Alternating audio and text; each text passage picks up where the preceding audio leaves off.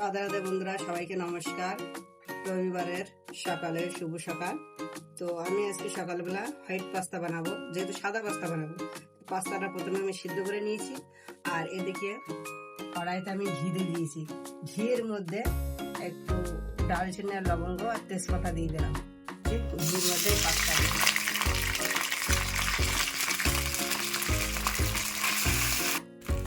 এখানে আছে লবণ, গোলমরিচ, জিরে, ধনের গুঁড়ো।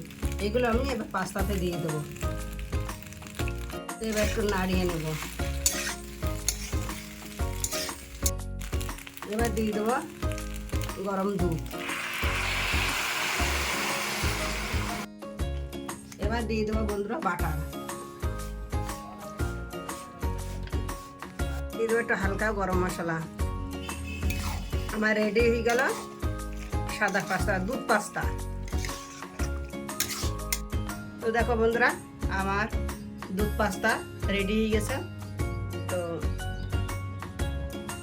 বন্ধুরা, এই ছিল আজকে আমার দুধ পাস্তা সকালে, রবিবারের সকালে।